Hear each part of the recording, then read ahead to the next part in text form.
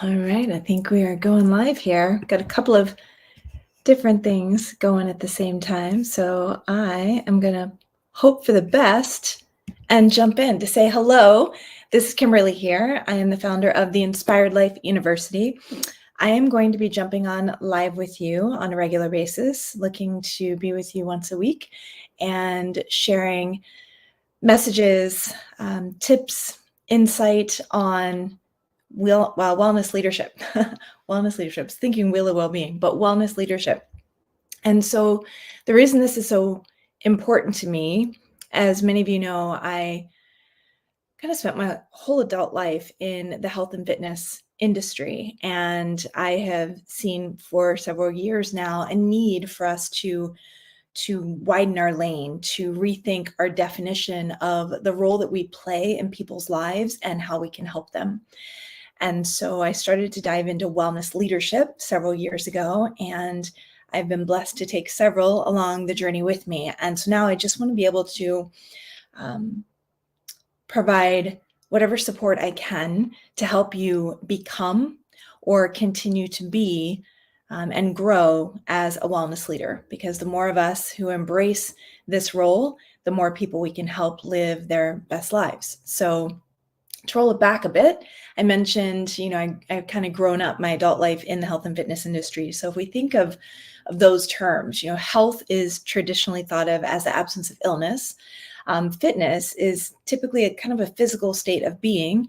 In fact, when we think of fitness, we think of often those of us who've been in the industry for a long time, the triad of physical fitness, which would be exercise, nutrition, and rest. And we, for a long time, thought that those were the cylinders that needed to be firing for us to live our best lives. And we have certainly learned over the years through tons of research, but also our own life experience, that you can be physically fit. You can be firing on all those cylinders where you are exercising, you're moving your body, you're eating well, and you're resting, but you're still not living your best, most inspired life. You're not the healthiest, holistically, and happiest you could be. And that is because there are so many other elements to wellness. And I truly believe that a focus on holistic well-being is the future. It's the future of us being able to live to our full potential.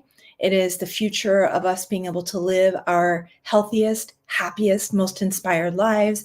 And it's even the future of preventive medicine, because it really encompasses the idea of going beyond the physical. And so when you think of the definition of wellness, if you look up in a dictionary, I have it here, it's the active pursuit of activities and choices that lead to a healthier life, which is also a focus on wellness leading to greater overall health. And so if we look at that as a broader perspective, physical fitness is certainly part of that. And I teach to a wheel of well-being that actually includes 6 dimensions of well-being, with physical well-being being one of those. But this is now a broader picture. This is now looking at, if I round out the 6 dimensions, not only physical well-being, but also emotional well-being, intellectual well-being. So if you're going to fuel your body in a positive way, we want to fuel our mind in a positive way as well. Spiritual well-being, because we want to be connected. We want to know that we're connected, to something greater than ourselves, to purpose, and to each other. Then there's, of course, environmental well-being, our need for connection with nature, and also having in our environment things that bring us joy, that spark joy, hence my rise and shine sign where I sit and do my work. But also an area from an energetic standpoint, not only that sparks joy, but that is clutter-free. And then, of course, our social well-being. They're all kind of interlocked. All these dimensions of well-being, they all kind of fuel and feed off of and feed each other. For example, our social well-being, when we nurture our relationships, of course, that has a positive impact on our emotional well-being. And if we do it while out for a walk at a park, then there's environmental well-being and there's physical well-being, so we're moving.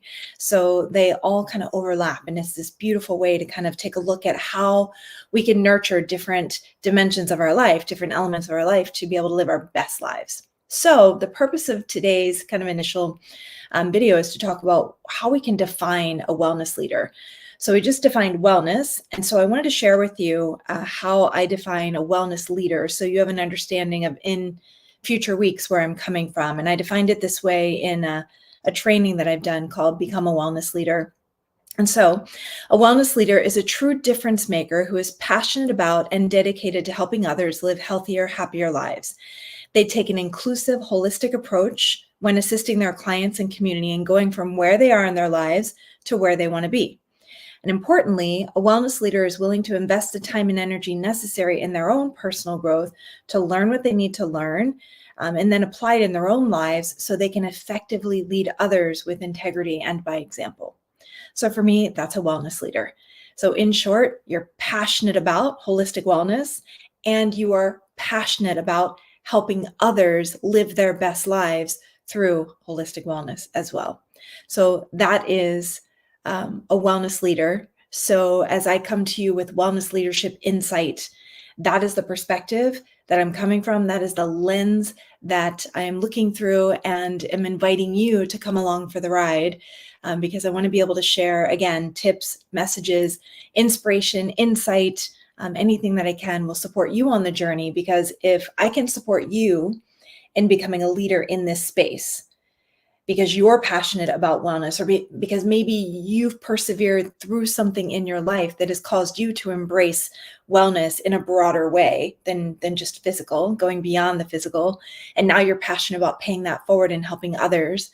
If I can help you be more of a leader in this space, then everybody wins, because we are so much stronger together than any one of us could be on our own.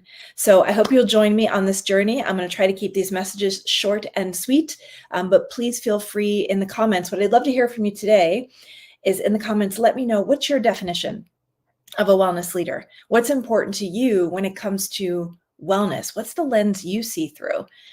Or if you just want to share your thoughts on the definition that I shared from my heart.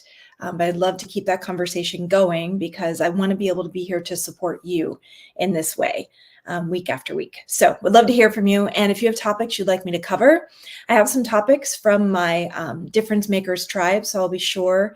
I used to go live weekly, called it the Difference Makers Message. And I've just evolved it to become Wellness Leadership Insight, because I wanted to be very clear who the message is for. And it is for those of you out there who want to be leaders in the wellness world. So this is for you. So if I can support you in any way, please let me know if there are topics you'd like me to cover or questions you'd like me to answer. I've been around doing this work for decades, and I've learned a ton along the way, and I've learned a ton from mistakes I've made along the way. So if I can use all of that experience and insight to support you on your path, then that's exactly what I want to do.